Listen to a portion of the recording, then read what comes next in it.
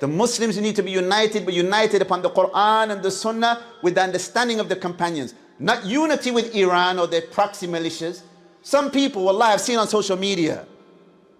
When our brother Shamsi, may Allah preserve him and protect him, he put up a post. He said, I'm coming to Cardiff. Somebody said, we prefer the Iranians over you Madkhalis. Not unity with Iran and their proxy militias like the so-called Hezbollah or the Houthis of Yemen. The Houthis of Yemen were slaughtering Ahl Sunnah a few years ago in Damaj.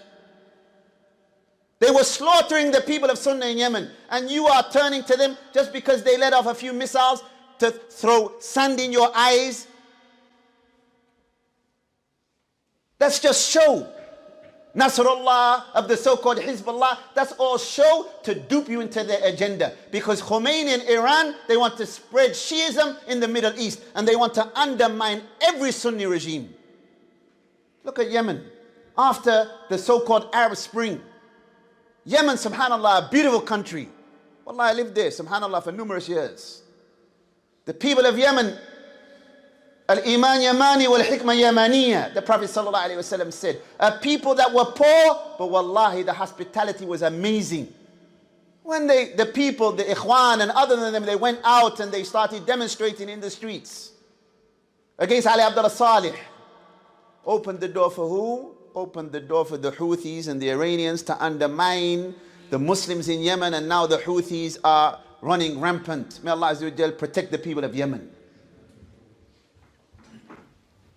Iran, Khomeini desires to spread a Tashayyu' Shiism in the Middle East. And one of the strategies that they use is what? To undermine the Sunni governments and states. And they will use the poor Palestinians as sacrificial lambs to achieve that. They don't care about the Palestinians. It's just propaganda for them. But how many people can see past the propaganda and understand the reality? Even sadly, many of the Sunnis are fooled. Go back and read your history. That's the problem. Knowledge, ilm. We need knowledge.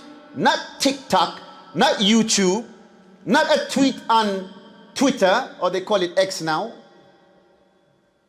We need to know the Islamic history. We need ilm. Bidayah wa Nihaya. Ibn Kathir mentions the role of the Rafidah in aiding the Tartars to enter the Muslim lands.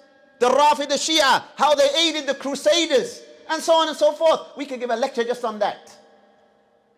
And you're saying that, yes, we should work with the Iranians. You don't even know the goal of the Iranians. How do you think some of the people accepted Tashayyu'? It was because of their ignorance and emotions. They rally you up so you can't even tell what's right or what's wrong.